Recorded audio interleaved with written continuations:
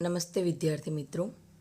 ધોરણ 6 વિષય સંસ્કૃત, તેમાં પાઠ 4 પ્રહેલિકાહાનો આજે આપણે અભ્યાસ કરવાનો છે. પ્રહેલિકાહા એટલે શું? તો પ્રહેલિકાહા એટલે થશે ઉખાણા અથવા તો કોયડા. તો તમે લોકો ગુજરાતી ભાષામાં તો ઉખાણા શીખ્યા જ છો. આજે આપણે એ જ રીતના સંસ્કૃત ભાષામાં પણ ઉખાણાનો અભ્યાસ કરવાનો છે. એટલે કે એને શું કહેવાશે? પ્રહેલિકાહા. અહીં કુલ 5 પ્રહેલિકાહા આપેલી છે, જેમાં તેના વિશે કંઈ ને કંઈ કહેવામાં આવ્યું છે અને તેના આધારે આપણે તેનો ઉકેલ અથવા તો જવાબ શોધવાનો છે.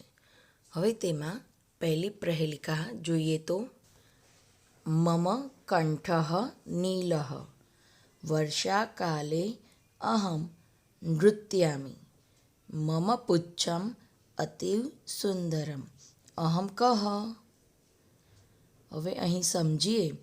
મમ એટલે મારો, કંઠઃ એટલે કે કંઠ, ડોક અથવા તો ગળું, નીલઃ નીલઃ એટલે ભૂરો.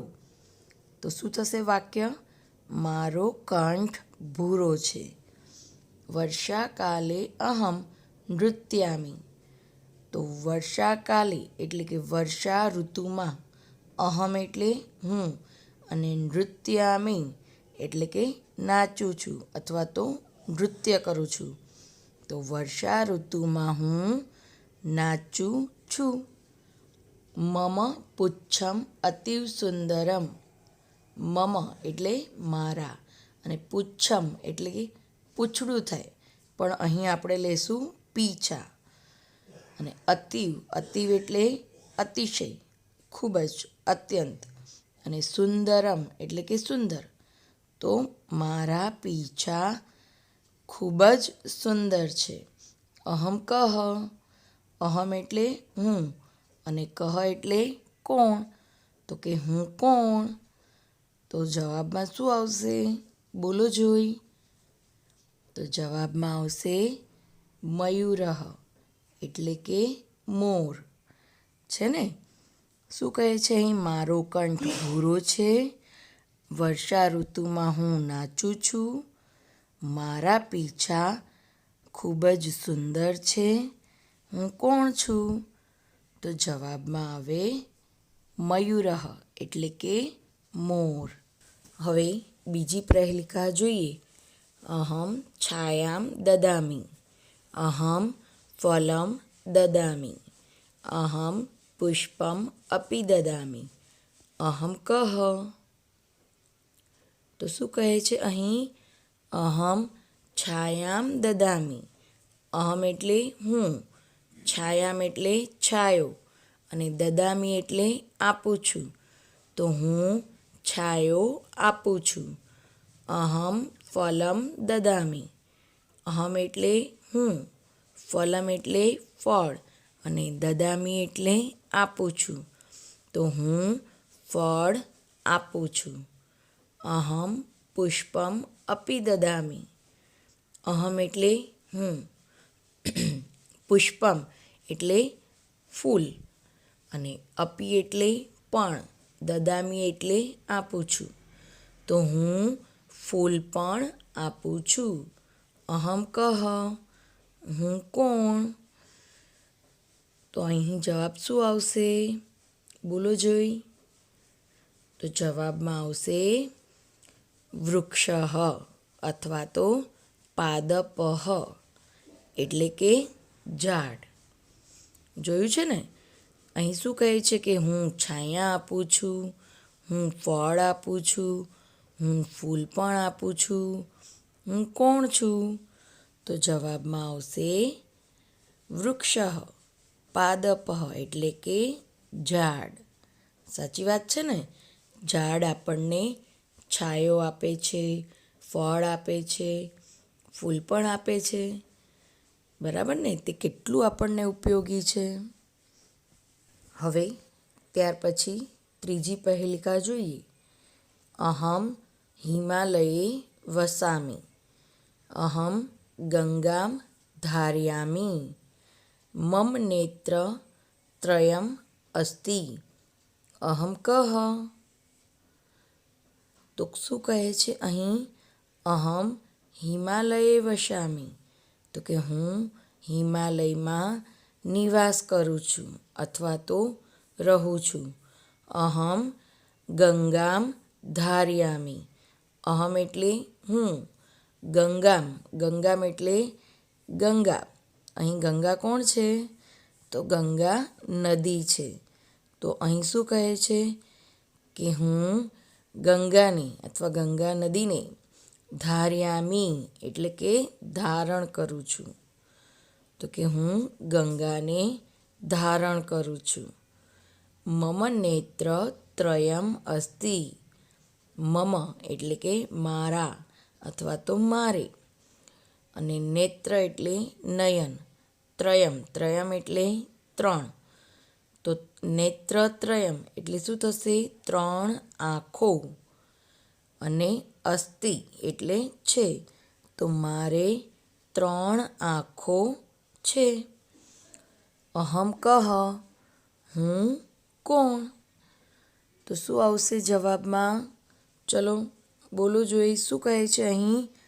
હું હિમાલય પર વસું છું. હું ગંગાને ધારણ કરું છું. મારે ત્રણ આંખો છે.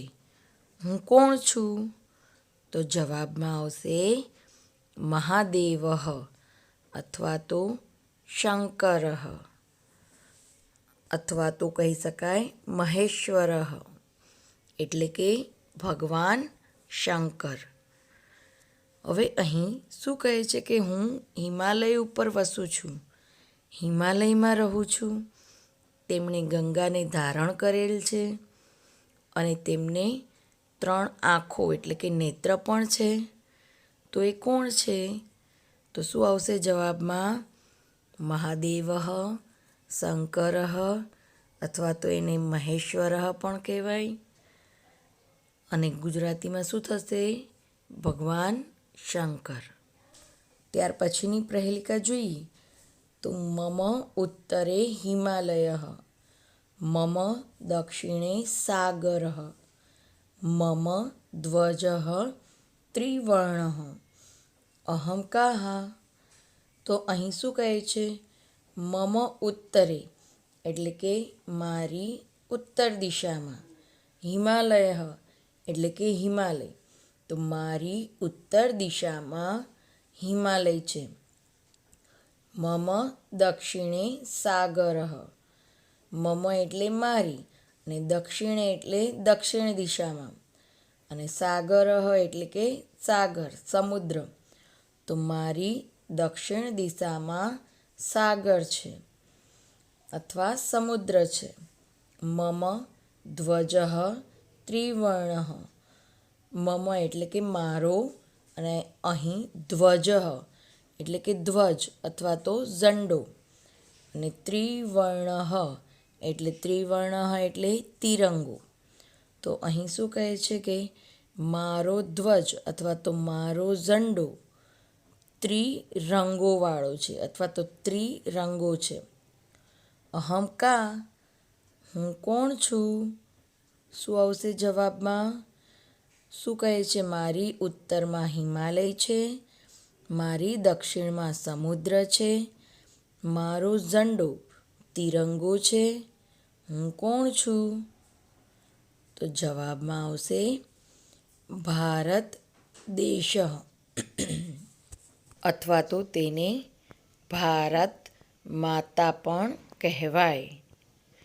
સાચી વાત ને? ભારત દેશમાં તો કે ઉત્તર દિશામાં હિમાલય છે, દક્ષિણમાં સાગર છે અને તેનો રાષ્ટ્રધ્વજ આપણો તિરંગો છે. ત્રણ રંગોથી બનેલો છે અને તેથી જ જવાબમાં શું આવશે? ભારત દેશ અથવા તો ભારત માતા. હવે ત્યાર પછીની પ્રહેલિકા જોઈએ તો તો અહમ પુસ્તકાલયે વસામિ, અહમ જ્ઞાનમ દદામિ, અહમ લોકમિત્રમ અસ્મિ, અહમ કિમ? તો અહમ પુસ્તકાલયે વસામિ, અહમ એટલે હું, પુસ્તકાલયે એટલે કે પુસ્તકાલયમાં, લાઇબ્રેરીમાં, અને વસામી એટલે રહું છું. તો હું પુસ્તકાલયમાં રહું છું અથવા તો વસું છું. અહમ જ્ઞાનમ દદામિ, અહમ એટલે હું, જ્ઞાનમ એટલે જ્ઞાન, અને દદામી એટલે આપું છું. તો હું જ્ઞાન આપું છું.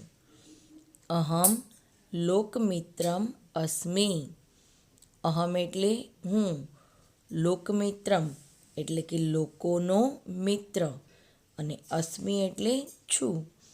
તો કે હું લોકોનો મિત્ર છું. અહમ કિમ? હું કોણ છું? શું આવશે બોલું જોઈએ જવાબમાં? હું પુસ્તકાલયમાં વસું છું, હું જ્ઞાન આપું છું, હું લોકોનો મિત્ર છું. હું કોણ છું? તો જવાબમાં આવશે પુસ્તકમ એટલે કે પુસ્તક. રહે છે ને પુસ્તક. પુસ્તક આપણને ઘણા બધા પુસ્તકો ક્યાં જોવા મળે છે? પુસ્તકાલયમાં. ત્યાર પછી તો કે પુસ્તક વાંચવાથી આપણને શું પ્રાપ્ત થાય છે? જ્ઞાન પ્રાપ્ત થાય છે. અને શું કહ્યું છે? લોકોનો મિત્ર એટલે કે પુસ્તક છે એ આપણો મિત્ર પણ કહેવાય છે. તો અહીં કહે છે કે હું પુસ્તકાલયમાં વસું છું, જ્ઞાન આપું છું, અને હું લોકોનો મિત્ર પણ છું. તો જવાબમાં આવશે પુસ્તકમ એટલે કે પુસ્તક. હવે ત્યાર પછી સ્વાધ્યાય કાર્ય જોઈએ તો એમાં પ્રશ્ન પહેલો, આ પ્રકારની બીજી પ્રહેલિકાઓ જાતે બનાવો. તો અહીં હું એક પ્રહેલિકા તમને કહું છું. તેના આધારે તમારે બીજી પ્રહેલિકા પણ બનાવવાની છે. હવે જોઈએ તો મમ વર્ણઃ હરિતઃ અસ્તિ, મમ કંઠઃ કૃષ્ણઃ અસ્તિ, મમ ચંચુઃ રક્તા અસ્તિ, અહમ કઃ? ચલો બોલો જોઈએ જવાબ. હવે તો તમને આવડી જ ગયું છે. મમ વર્ણઃ હરિતઃ અસ્તિ એટલે કે મારો વર્ણ અથવા તો મારો રંગ લીલો છે. મમ કંઠઃ કૃષ્ણ અસ્તિ, કૃષ્ણ એટલે કાળો, તો મારો કંઠ કાળો છે. મમ ચંચુઃ રક્તા અસ્તિ, ચંચુઃ એટલે ચાંચ, અને રક્તા એટલે લાલ, તો મારી ચાંચ લાલ છે. પછી તો કે અહમ કહ? હું કોણ? શું આવશે બોલો જોઈએ જવાબ? તો જવાબમાં આવે શુકઃ અથવા તો તેને કહેવાય કીરહ એટલે કે પોપટ. બરાબર ને? પોપટનો રંગ લીલો છે, તેનો કંઠ કાળો હોય છે, અને તેની ચાંચ લાલ હોય છે. તો આવી જ રીતની બીજી પ્રહેલિકા પણ તમારે જાતે શોધીને બનાવવાની છે. હવે પ્રશ્ન નંબર 3 જોઈએ તો કે અહમ છાયામ દદામિ, કૌંસમાં આપેલું છે રેખાંકિત શબ્દના સ્થાને ફલમ, પર્ણમ, રસમ જેવા બીજા શબ્દો મૂકી બીજા 5 વાક્યો લખો. હવે અહીં અહમ છાયામ દદામિ, તો તેની જગ્યાએ છાયામની જગ્યાએ તો કે અહમ ફલમ દદામિ, અહમ પર્ણમ દદામિ, અહમ રસમ દદામિ. બની શકે ને? તો આવા બીજા 5 વાક્યો પણ તમારે નવા બનાવીને લખવાના છે. ત્યાર પછી પ્રશ્ન નંબર 4 જોઈએ તો અહમ વને વસામી. હવે અહીં રેખાંકિત શબ્દના સ્થાને ગૃહે, મંદિરે, જલે, આકાશે જેવા શબ્દો મૂકી બીજા વાક્યો બનાવવાના છે. અહીં તો કે અહમ વને વસામી, એવી જ રીતના અહમ ગૃહે વસામી, અહમ મંદિરે વસામી, અહમ જલે વસામી, અહમ આકાશે વસામી. થઈ શકે ને આવા વાક્યો? સારું, અહીં આપણું સ્વાધ્યાય કાર્ય પૂરું થાય છે. તો તમારે આ પ્રહેલિકા તેમજ તેનું સ્વાધ્યાય કાર્ય સારા અક્ષરે નોટમાં લખવાનું છે.